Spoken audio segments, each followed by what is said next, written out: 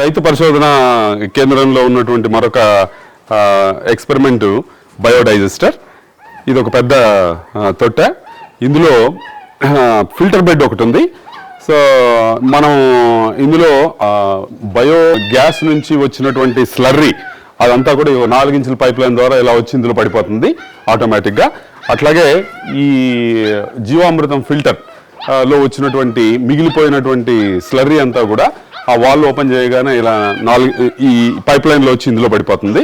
So అట్లాగే vegetable waste కానీ, fruit waste కానీ, తర్వాత మన జిల్లేడు మొక్కలు ఏమున్నా సరే పొలంలో ఉన్నటువంటి వేస్ట్ కూడా దీంట్లోకి వేస్తే మన ఒక 10 daysలో మొత్తం అంతా మురిగిపోతుంది.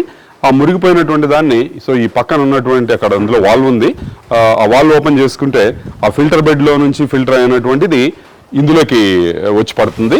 సో ఇప్పుడు ఇందులో నుంచి మనం స్లర్రీ, జీవామృతం స్లర్రీ ఇక్కడ చూడొచ్చు మనం. అట్లాగే దీంట్లో నుంచి కూడా గోబర్ గ్యాస్లో నుంచి వచ్చి పడుతుంది. దీనివల్ల ఇదంతా మురిగిపోయినటువంటి దాన్ని మనం అందులోకి ఫిల్టర్ బెడ్ తర్వాత ట్యాంకులోకి వేసుకుని దాంట్లో నుంచి ఫిల్టర్ చేసుకోవాలి మళ్ళీ. ఎందుకంటే అప్పటికి ఎంత ఫిల్టర్ బెడ్ అయినా కూడా చెత్త చెదారం ఉంటుంది. అందుకని ఈ మోటార్ పెట్టి మనం అక్కడ 2 డ్రమ్ ఫిల్టర్లు మనం చేసుకున్నాం కదా, 2000 రూపాయల డ్రమ్ ఫిల్టర్ ఒక్కొక్కటి. ఆ డ్రమ్ ఫిల్టర్లకి మనం మోటార్తో ఇందులో కొట్టేసుకుంటాము. సో కొట్టేసుకుంటే అందులో ఉన్నటువంటి 7 ఫిల్టర్లు ఉన్నాయి. ఆ ఫిల్టర్ల ద్వారా మళ్ళీ ఆ సంపులకి ఫిల్టర్ అయినటువంటి యొక్క బయోడైజెస్టర్ ద్రవం అయితేనేమి ఆ తొట్టెల్లో మనం జీవామృతం తయారు చేసుకుంటాం. ఎందుకంటే ఇది 4 రోజులకు 3000 వస్తుంది. సో మనకి 20 ఎకరాల తోట ఉంది కాబట్టి సపరేట్గా కూడా మనం ఆ ట్యాంకుల్లో జీవామృతం తయారు చేసుకుంటాము.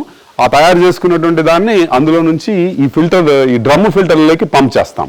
సో పంప్ చేసి ఆ డ్రమ్ ఫిల్టర్లో నుంచి కింద సంపులోకి వెళ్ళిపోతుంది. సో సంపులో నుంచి తోటకి వెళ్ళిపోతుంది. సో ఇది సిస్టమ్. సో దీనివల్ల ఏమవుతుందంటే మనకి లిక్విడ్ ఫర్టిలైజర్ ఇది. సో మనం ఈ డిఏపీలు అవన్నీ కొనాల్సినటువంటి అవసరం లేదు. మన పొలంలో లభించేటువంటి వ్యర్థాలతో, పశు వ్యర్థాలతో సో మనం చక్కని ఒక ఫర్టిలైజర్ని, బయో ఫర్టిలైజర్ని మనం తయారు చేసుకున్నట్టు అవుతాము. సో డైరెక్ట్గా ఇవి మనం చెట్టు దగ్గరికి వెళ్ళి డ్రిప్లో చెట్టు దగ్గర పడతాయి కాబట్టి వేస్టేజ్ ఉండదు. సో మనం వేసేటువంటి ఎరువులో అది ఎండకు ఎండి వానకు నాని సరిగ్గా మన దాన్ని కప్పక అది కుళ్ళింది కాకపోతే అది కుల్లడానికి ఒక 2-3 నెలలు. సో అదంతా అందే లోపల పుణ్యకాలం కాస్త అయిపోతుంది అన్నట్టు, పంట కూడా అయిపోవచ్చు కొన్ని దాంట్లో. కాబట్టి రైతు సమర్థవంతంగా అంటే ఎకనామికల్గా అంటే చాలా తక్కువ ఖర్చుతో ఇలాంటివి తయారు చేసుకోవచ్చు. ఇది ఒక సులభమైనటువంటి ఉపాయం. ఇక్కడ ఇది కట్టడానికి ఇదంతా మన తాడిపత్రి మండలివి. సో ఇది ఒక గుంత, ఆ కింద మాత్రం వేసుకున్న 30-35 వేలు అయిపోయింది ఈ తొట్టె.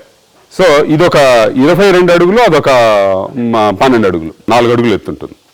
కింద ఫిల్టర్ బెడ్లో ఏముంటుంది, ఒక 4 ఇంచుల పైపు, పర్ఫరేటెడ్ పైపు అంటే బొక్కలు పొడిచినటువంటి పైపు, దాని మీద ఒక మెష్ ఉంటుంది.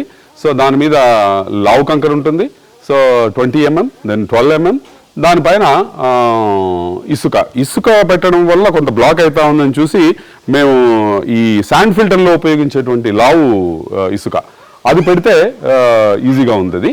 సో దానివల్ల ఫిల్టర్ అయ్యి ఆ పక్క తోటలోకి వెళ్ళిపోతుంది వాళ్ళు ఓపెన్ చేసుకుని.